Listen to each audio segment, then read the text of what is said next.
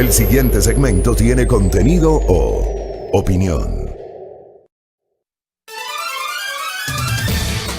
Muy bien, 6:26, saludos cordiales, gracias por su sintonía, por su preferencia, por los saludos, qué interesante ya verles, leerles, notar que están sintonizando este espacio de noticias, iniciando una nueva semana de labores.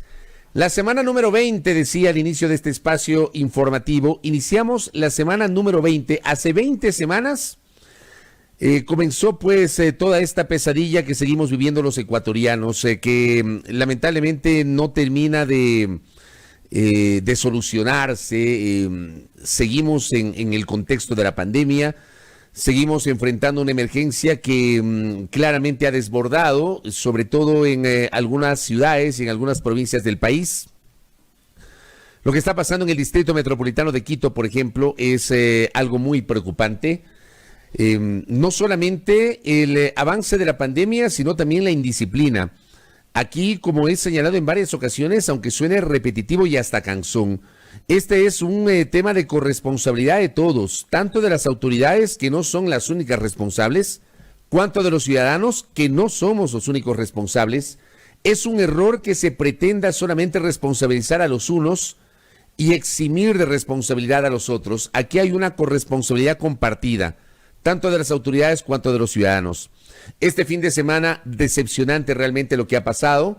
Operativos generados por la Policía Nacional, la intendenta Daniela Valareso, que ha estado muy activa en las últimas semanas. Este fin de semana en Pichincha, la intendenta encabezó varios operativos. Igualmente el secretario de Seguridad del municipio, César Díaz, muy activo, haciendo recorridos.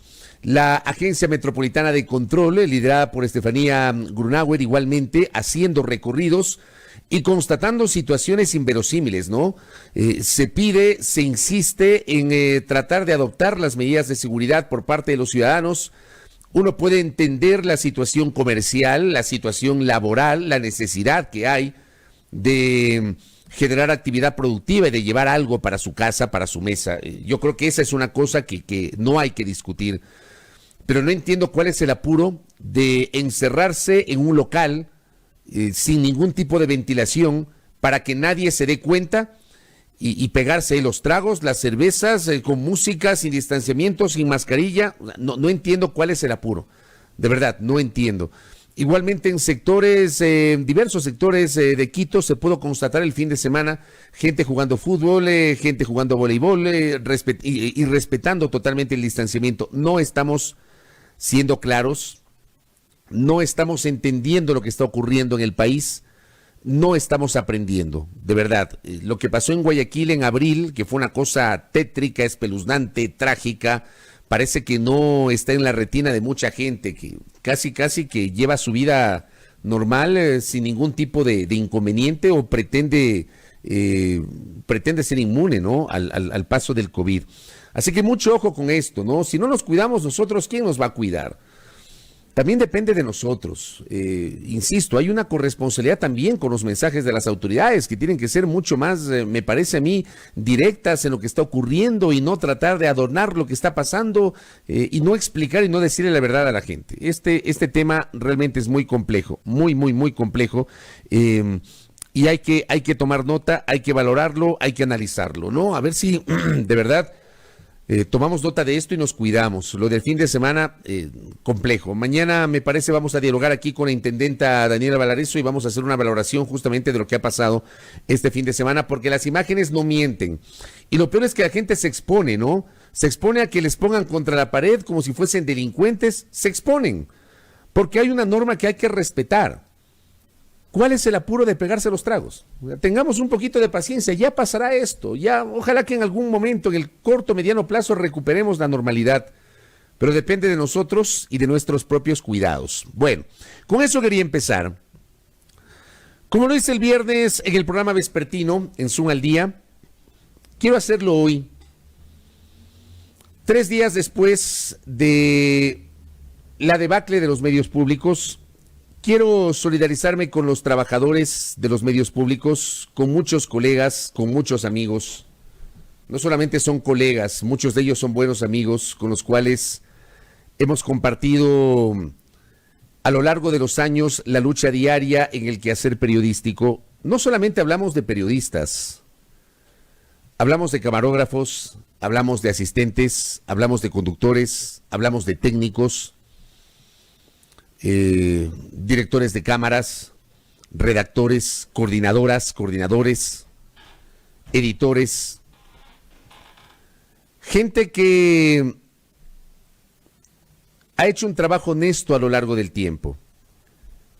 Gente que el día de hoy, lamentablemente, ha sido estigmatizada, ha sido denostada por el delito de haber trabajado en un medio de comunicación en manos del Estado. O sea, ese es un delito.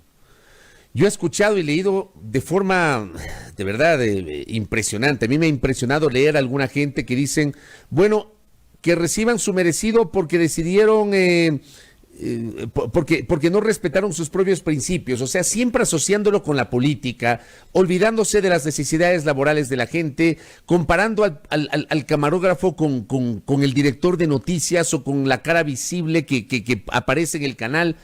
O sea, no hay punto de comparación y no hay equivalencias. Mucha gente ni siquiera conoce la dinámica de los medios de comunicación, no sabe cómo se maneja un canal de televisión, no sabe que detrás de la persona que pone la cara, que muchas veces la persona que pone la cara no es la persona que dispone la línea editorial del medio.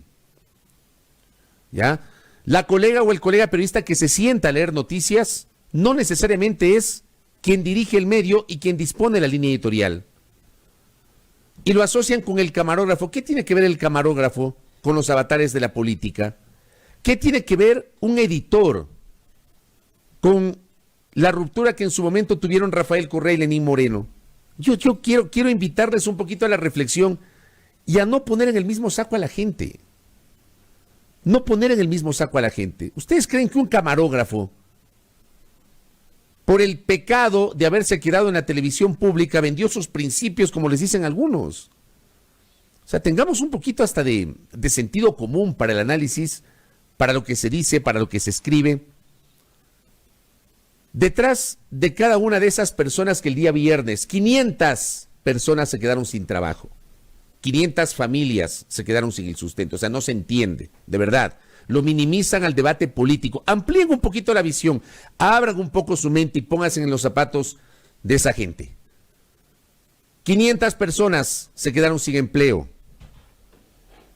Si hacemos un cálculo con el promedio de 4 personas por familia, estamos hablando de 2,000 personas afectadas. No reduzcan el debate y la discusión a la política. Piensen también en la parte humana de la gente. Periodistas honestos, responsables, trabajadores, camarógrafos, asistentes, redactores, conductores, técnicos, coordinadores, editores, que se han quedado el día de hoy sin empleo por el pecado, por el delito de haber trabajado en los medios públicos. Y los medios públicos están al borde de la extinción, porque está claro que de una planta de 618 trabajadores, al haber despedido a 500 y pico, quedan 100 y pico para medio sacar al aire la radio pública, el canal. No sé qué va a pasar con Diario El Telégrafo. En realidad no tengo claro eso. No tengo claro qué va a pasar. Porque, como siempre les he dicho a ustedes, queridos oyentes, queridos internautas, queridos televidentes, en este espacio yo procuro decirles lo que necesitan escuchar y no necesariamente lo que quieren escuchar.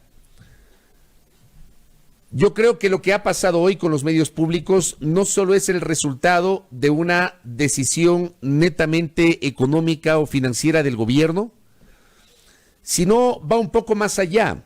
Y esto además ha generado un debate intenso en los últimos años sobre la naturaleza de los medios públicos. Si eran medios públicos o eran medios gubernamentales. Yo soy de los que cree que lamentablemente en el camino, esa génesis con la que nacieron esos medios, que era emular modelos internacionales de medios públicos, ¿ya? Esa génesis con la que nacieron efectivamente esos medios, me refiero a Pública FM y Ecuador TV, esa génesis terminó desnaturalizándose con el paso del tiempo y dejaron de ser medios públicos y se convirtieron en medios gubernamentales. Yo les invito a hacer un análisis en frío, Partamos de la línea editorial. Una línea editorial totalmente cercana o alineada con el gobierno de turno. Pasó en el gobierno anterior y pasó en este gobierno. A mí no me vengan a decir que en este gobierno no pasó. Pasó también antes. No me vengan a mí a decir que en el gobierno anterior no pasó eso, porque así era. Y ponen además, porque ese también es un error en la concepción, pusieron en el mismo saco a Ecuador TV, a Radio Pública y a los medios incautados, que tienen una naturaleza totalmente distinta. Porque Gamavisión, Cablevisión, TC Televisión y las radios que están quebradas eran medios con una lógica privada. No eran medios públicos. Terminaron convirtiéndose en medios incautados con una línea editorial gubernamental. Para mí este era el debate de fondo. A los medios públicos había que separarlos de los incautados. O sea, por un andarivel tenía que ir Ecuador TV, el Telégrafo y la Radio Pública. Por un andarivel totalmente distinto al de TC, Gamavisión, Cablevisión y las radios incautadas. Otro andarivel. Y otro andarivel, los medios pertenecientes al gobierno. En el gobierno anterior se implementaron medios como la Radio Ciudadana, TV Ciudadana, que era un canal de televisión.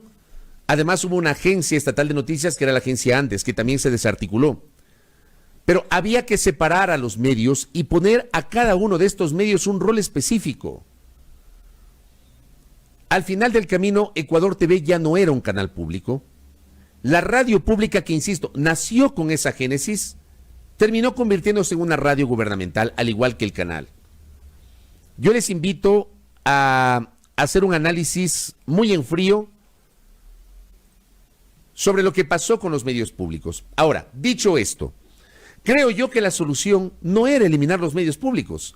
Yo acabo de dar lectura a una nota a través de la cual el gerente general de la empresa de medios públicos, Edison Toro, dice, es un anuncio, dice que con el poco personal que queda, no sé cómo lo van a hacer, van a convertir a Ecuador TV en la BBC de Londres. No sé cómo lo van a hacer. Porque votaron al 80% de la gente. Despidieron al 80% de la gente. Yo no sé si, por ejemplo, este modelo que están planteando hoy es el mismo de la BBC, como dice el funcionario, o es el mismo de la Deutsche Welle en Alemania, que eran modelos a seguir en cuanto a la concepción de los medios públicos. Yo no lo sé. Me parece muy pomposo el anuncio, tomando en cuenta que votaron al 80% de la gente. No sé cómo lo van a hacer. Después, el debate de fondo era justamente analizar la necesidad de que el Ecuador tenga medios públicos. Si a mí me preguntan, yo digo sí. Ecuador necesitaba y necesita tener medios públicos, no medios gubernamentales. Medios públicos que sean medios de la gente, analizar el financiamiento de los medios públicos, el modelo de negocio de los medios públicos, cómo financiamos en tiempos de crisis, en tiempos de pandemia, en tiempo de baja del precio del petróleo, que la plata no salga del presupuesto general del Estado. ¿Cómo financiamos aquello? Debatamos eso. Ese era el debate de fondo. Ampliar un diálogo con la academia, con las organizaciones de periodistas, con la ciudadanía, sobre lo que se quiere como ideal de medios públicos. Que la línea editorial no sea una línea que responda al gobierno de turno, sino que responda a las necesidades de la gente. Que antes Correa, hoy Moreno, mañana quien sea, no importa, que la línea editorial sea la misma. Al servicio del ciudadano. Esa era la discusión que había que abrir. Y lo que ha ocurrido es que, de suyo, desaparecen los medios públicos, porque, perdónenme, puedo equivocarme y ojalá que me equivoque. Vamos a ver si dentro de los 10 meses que le quedan al gobierno, porque exactamente le quedan 10 meses de mandato, vamos a ver si logran implementar este anuncio pomposo que ha hecho el señor Edison Toro. Que en 10 meses buscarán convertir Ecuador TV en un modelo similar al de la BBC de Londres. No lo hicieron en 3 años y pico. Este análisis tenía que haber sido desde el inicio, desde el primer momento. Cuando asumieron el poder y comenzaron justamente a hablar del nuevo momento, del momento del diálogo, que lo presentaron tan pomposamente igualmente. Diálogo que ya no existe, no hay diálogo. Ese diálogo se quedó solamente en los primeros meses de la administración de Lenín Moreno, donde sí hubo diálogo, o al menos pretendieron generar un diálogo. Hoy ya no existe el diálogo.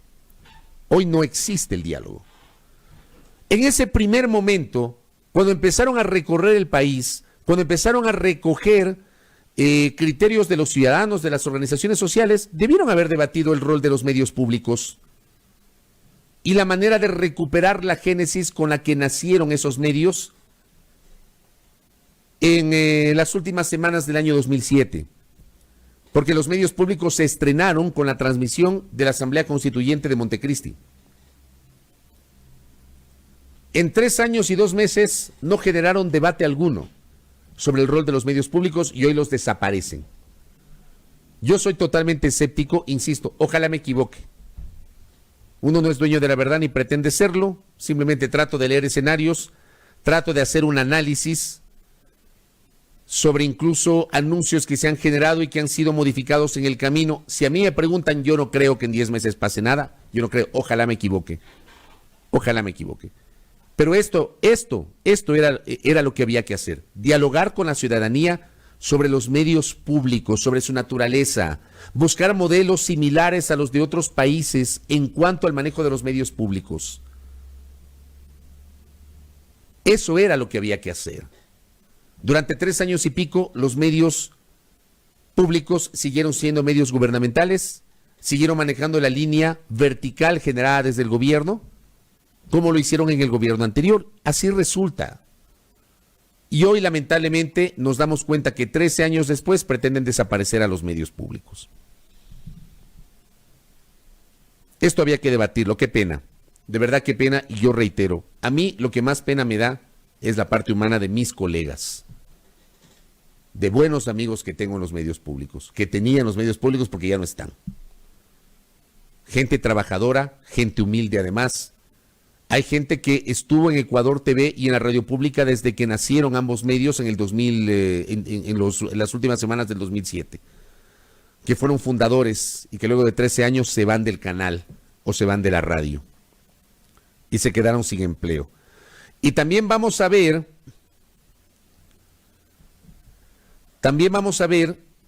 cuánto se demoran en liquidarles, ¿no?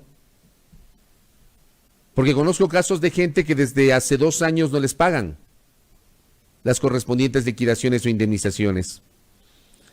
Acá me pregunta Byron, me dice, ¿no será que hay exceso de personal? Bueno, digamos que había exceso de personal si es que ese era el camino. No creo que haya sido el 80% de exceso de personal, Byron. No creo. Además, insisto, yo no me quiero quedar solo con la parte de la cantidad de trabajadores y trabajadoras de los medios públicos, sino con el concepto. Conceptualmente no había medios públicos, había medios gubernamentales. Que había que generar un debate nacional sobre el modelo de los medios públicos, sí. ¿Que se lo hizo? No, no se lo hizo. Había que invitar a la academia, a los docentes, a los periodistas, a los camarógrafos, al ciudadano de a pie,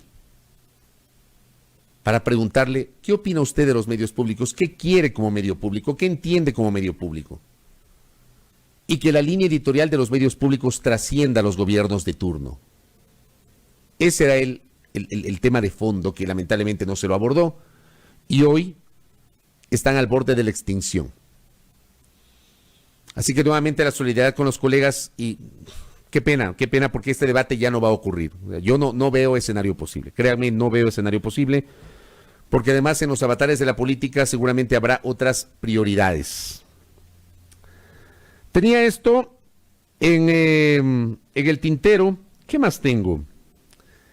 Quiero dar lectura rápidamente a un comunicado que, créanme, a mí me ha sorprendido y me ha sorprendido mucho. Y me sorprende por una razón, y hago esta pregunta de modo público. ¿Existe aún Alianza País? ¿Existe aún la fuerza política dominante de los 10 años, digamos, de 2007 a 2017 fue la fuerza política dominante? En 2019 le alcanzó para mantenerse allí, pero está claro que es una organización política que está totalmente desarticulada, que puso presidente y que quien preside el gobierno hoy en el papel preside Alianza País, pero en la práctica no es parte de Alianza País. Yo les pregunto si existe aún Alianza País. Y hago esta pregunta porque el fin de semana Alianza País emite el siguiente comunicado y lo postea en su cuenta Twitter con la siguiente lectura, con el siguiente texto, que termina siendo hasta pomposo, y perdón, he utilizado varias veces este término, pero de verdad, termina siendo pomposo. La gloria no está en ganar todas las batallas, publicado como texto en la cuenta Twitter del Movimiento País. La gloria no está en ganar todas las batallas, sí en levantarse después de la derrota y seguir peleando por los ideales. Alianza País irá a las elecciones con candidatos propios. Eso dice el comunicado. Leamos el comunicado. Seguramente muchos de ustedes se sorprenderá este comunicado, probablemente no se enteraron de este comunicado, se los leo. Alianza País participará en las elecciones con candidatos propios. Frente al inminente proceso electoral del 2021, la Dirección Nacional de Alianza País decidió, mediante resolución democrática, correr en las próximas elecciones presidenciales y de asambleístas con candidatos propios. Si bien es cierto, nuestros adversarios han buscado afectar políticamente a Alianza País, escuchen bien lo que ellos dicen. Si bien es cierto, nuestros adversarios han buscado afectar políticamente a Alianza País a través de campañas descalificativas, no vamos a replegarnos porque estamos convencidos que la lucha debe continuar enmendando los errores, separando la paja del trigo y avivando el fuego que abriga la esperanza popular de un país justo, con oportunidades y bienestar para todos. La gloria no está en ganar todas las batallas, pero sí en levantarse después de la derrota para seguir peleando por los ideales que nos mueven. Recuperar la democracia interna, Alianza País se encuentra analizando sus mejores cuadros políticos y el compromiso para honrar las propuestas que expondremos al pueblo ecuatoriano.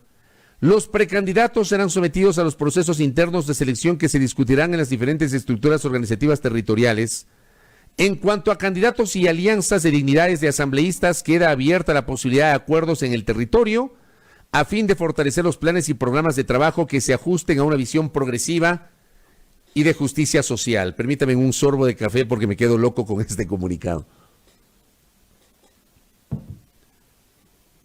Pretenden resucitar Alianza País. Este comunicado fue publicado a las 5:34 de la tarde de ayer domingo 26 de julio. Yo estoy sorprendido por el comunicado. Y estoy sorprendido porque, a ver, acá dice, y esta es la parte que me parece más paradigmática.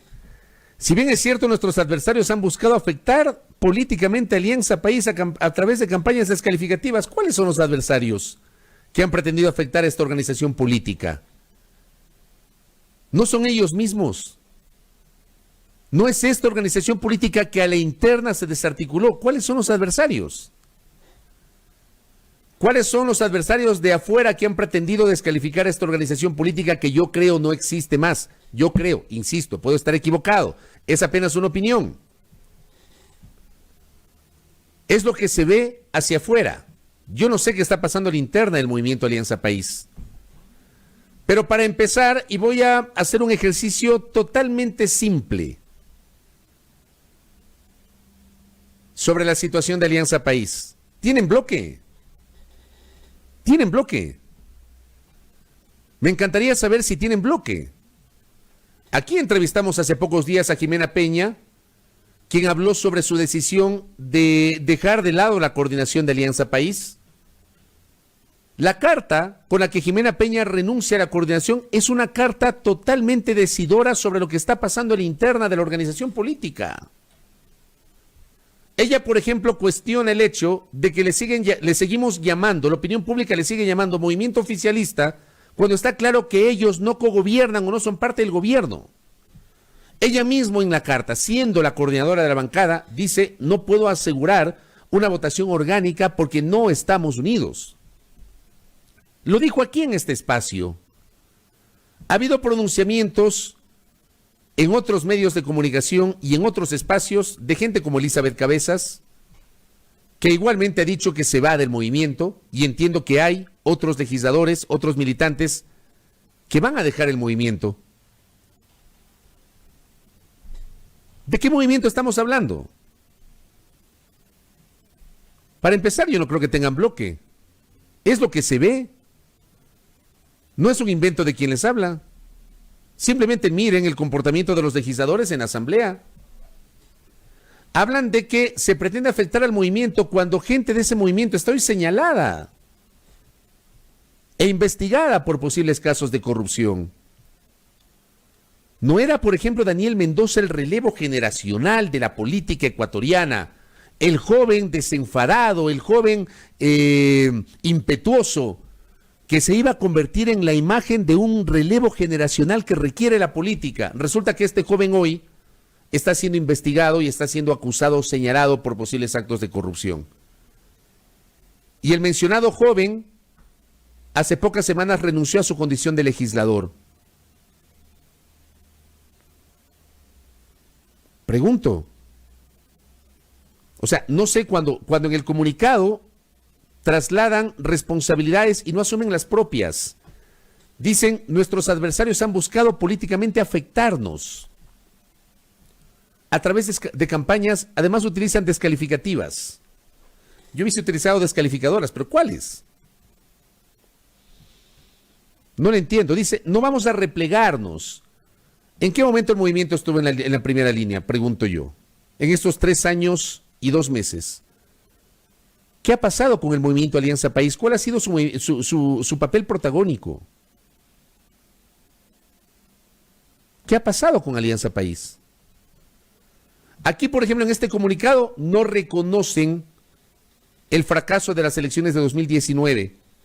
Porque si bien es cierto, a nivel de número, a nivel de volumen, numéricamente, a nivel de volumen, el resultado de las elecciones seccionales de 2019 les sirvió para mantenerse allí, para que no le saquen tarjeta amarilla. Pero, por ejemplo, Alianza País no presentó candidato a la alcaldía de Quito.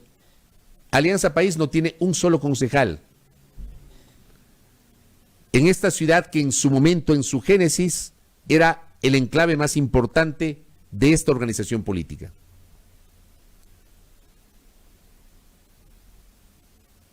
O sea, no hay dentro de este comunicado un juicio crítico o autocrítico a lo interno sobre los errores que ellos han cometido. Entiendo que el secretario de la organización política sigue siendo el economista Gustavo Baroja, exprefecto de la provincia de Pichincha. ¿Qué pasó con el economista Baroja? ¿Él sigue ejerciendo esto? Sería interesante que en algún momento conversemos con él y nos diga qué pasa con Alianza País.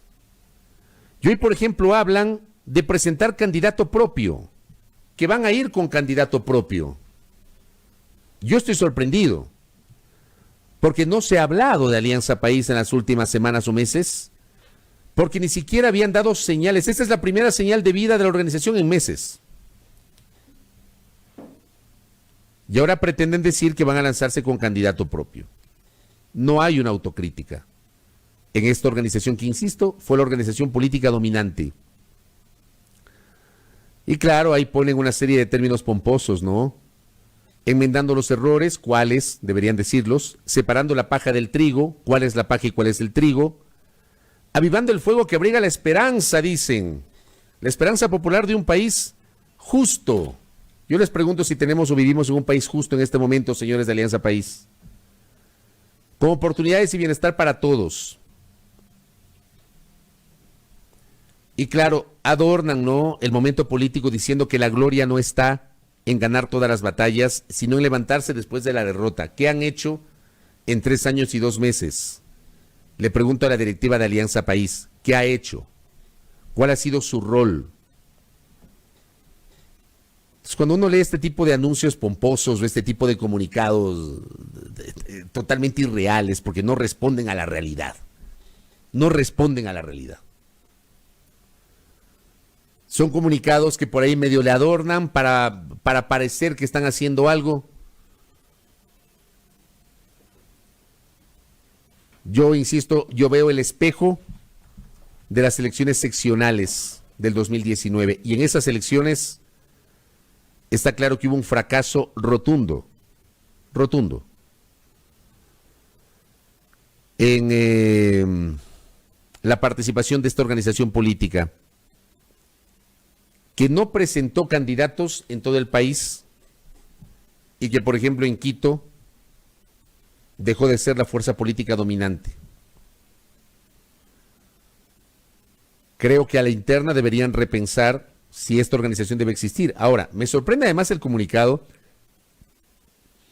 porque digo, este comunicado aparece 2 semanas después de algo que puede parecer simple y anecdótico, ¿no? Pusieron a la venta el edificio de Alianza País, el local este que está ubicado en la Avenida de los Siris, frente a la tribuna del Parque La Carolina.